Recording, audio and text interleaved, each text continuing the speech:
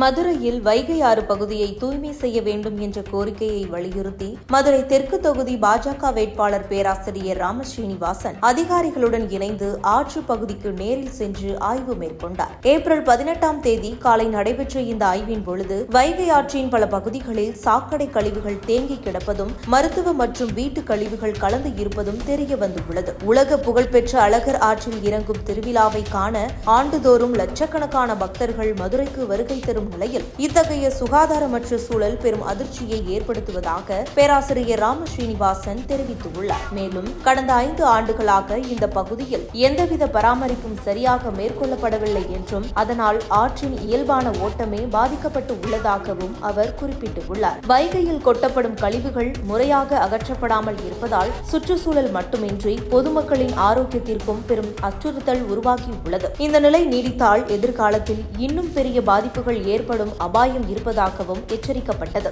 எனவே உடனடியாக நடவடிக்கை எடுத்து ஆற்றை முழுமையாக சுத்தப்படுத்தி கழிவுகள் மீண்டும் கலங்காதவாறு நிரந்தர தீர்வு காண வேண்டும் எனவும் அவர் வலியுறுத்தியுள்ளார். அதோடு அரசு இந்த பிரச்சனையை அலட்சியப்படுத்தாமல் பொதுமக்களின் நலனை கருத்தில் கொண்டு தாமே முன்வந்து தேவையான நடவடிக்கைகளை மேற்கொள்வோம் என்ற உறுதியையும் அவர் வெளிப்படுத்தியிருக்கின்றார். வைகை ஆற்றின் சீரமைப்பு என்பது ஒரு சுற்றுச்சூழல் பிரச்சனை மட்டுமல்லாமல் மதுரையின் பாரம்பரியத்தையும் மக்கள் நலனையும் பாதுகாக்கும் முக்கிய கடமையாகும் என்ற உணர்வோடு இந்த கோரிக்கை வைக்கப்பட்டு உள்ளது எனவும் பேராசிரியர் ராமஸ்ரீனிவாசன் தெரிவித்துள்ளார்.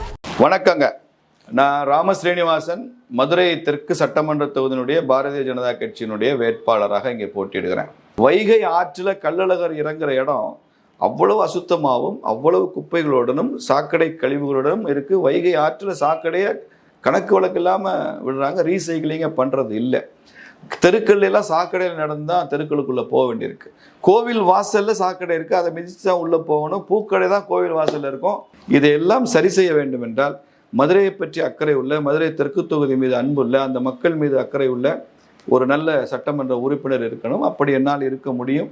அந்த அக்கறையுடன் நான் பணியாற்றுவேன் என்ற உறுதியை நான் சொல்லியிருக்கிறேன்.